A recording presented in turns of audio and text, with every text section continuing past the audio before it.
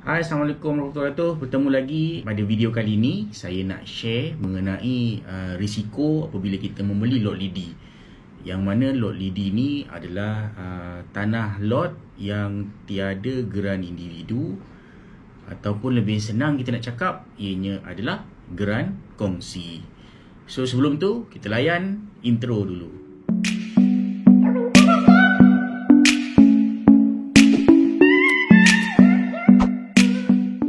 Sebelum saya bermula, sudilah kiranya korang klik butang subscribe dan juga klik butang loceng untuk mendapatkan update mengenai video-video terbaru saya di masa akan datang.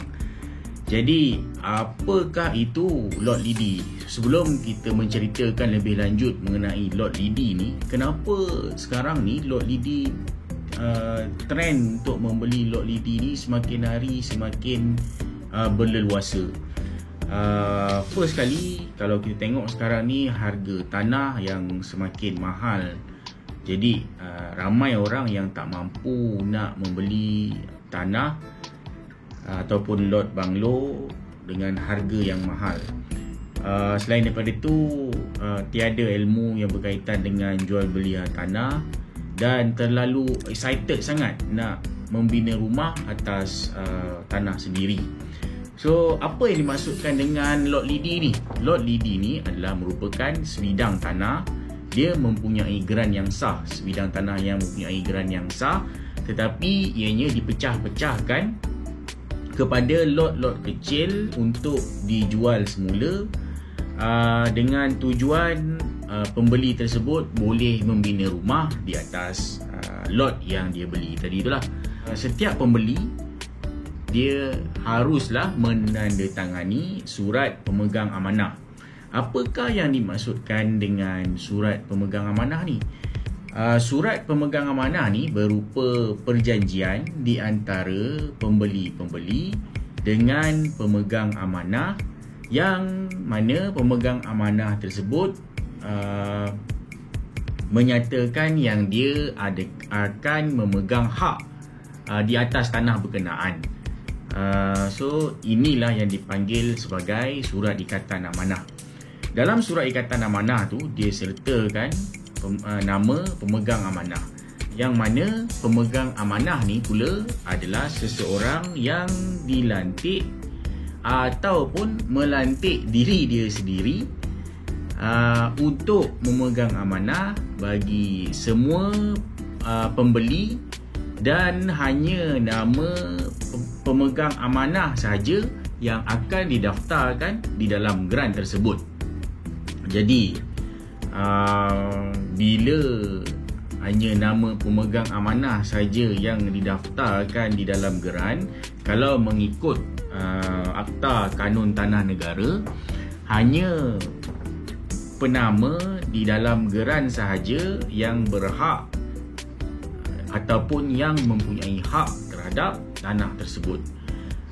Jadi mari kita bincangkan pula dekat sini, apakah risiko-risiko yang korang akan hadapi bila korang beli tanah lot lidi ni.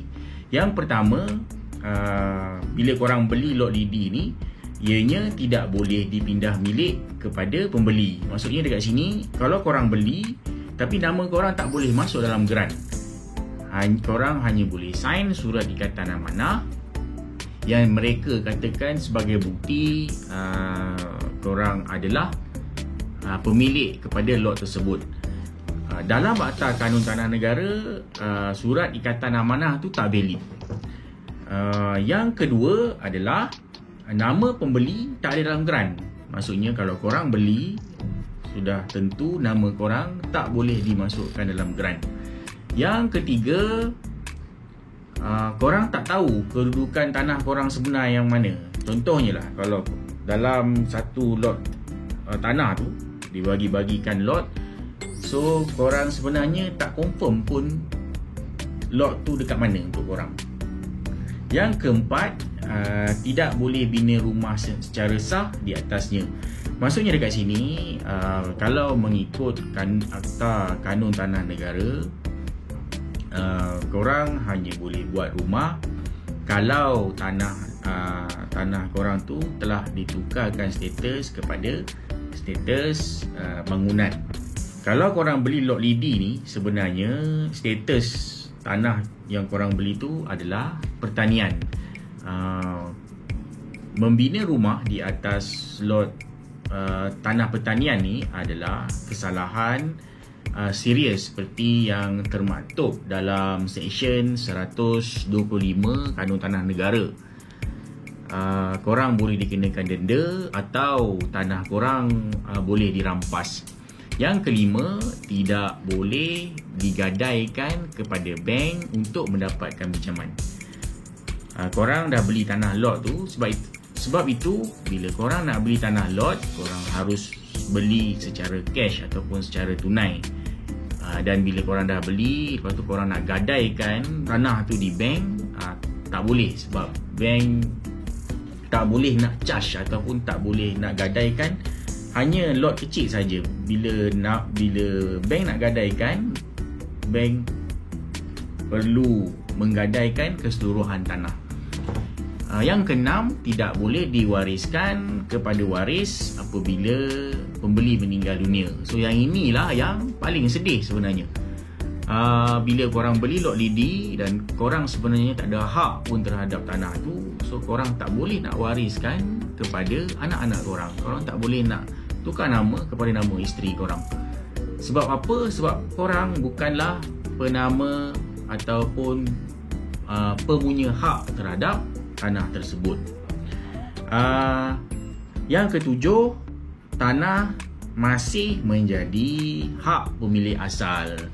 Jadi korang kena hati-hati bab ni. Contohnya lah, korang beli lot lidi tapi nama tak tukar. Esok penama asal tu, dia apa-apa terjadi, contohnya dia meninggal dunia, waris-waris pada penama yang asal tu dia boleh tuntut terhadap tanah tersebut. So korang yang rugi.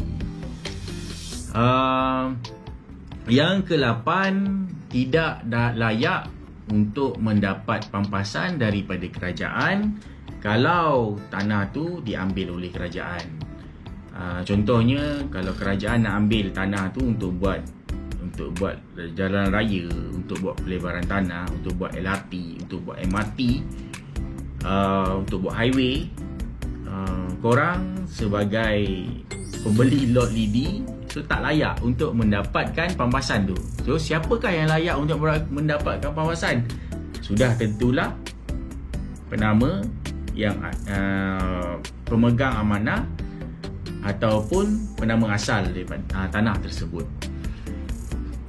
Yang ke-9, terdedah kepada unsur-unsur penipuan dan perbalahan. So bila korang beli tanah lot lidi ni, of course lah ada unsur-unsur penipuan. Contohnya, bila diorang cakap diorang akan convertkan tanah tersebut kepada lot pada geran individu. Bila diorang cakap dia akan mengemukakan pelan bangunan kepada pihak berkuasa, padahal diorang tak pernah pun nak buat. Diorang takkan buat pun benda-benda macam tu. So ini adalah merupakan satu penipuan dan timbul pula rasa tak puas hati dalam diri pembeli dan menyebabkan berlakunya pergaduhan ataupun perbalahan. Jadi saranan saya supaya korang semua elakkanlah diri daripada membeli tanah lot lidi ni. Lebih baik korang beli tanah ataupun rumah yang harganya lebih mahal sedikit, asalkan ianya mengikut lunas undang-undang, asalkan ianya mengikut undang-undang yang tertera di dalam Akta Kanun Tanah Negara, supaya bila berlaku masalah pada masa akan datang, korang boleh melakukan sesuatu terhadap tanah tersebut. Apa yang saya khuatir, sepatutnya rumah ni dia boleh menjadi satu kediaman yang bagus, menjadi tempat berteduh untuk korang dan juga keluarga ataupun waris-waris korang bila korang tak ada nanti. Tapi bila korang beli lot lidi, ianya menjadi satu malapetaka besar kepada korang dan keluarga. So, itu saja perkongsian saya pada hari ini. Semoga anda mendapat manfaat daripada perkongsian ini, jangan lupa untuk tekan butang subscribe dan tekan butang loceng. Bertemu lagi pada video saya yang akan datang. Terima kasih. Assalamualaikum.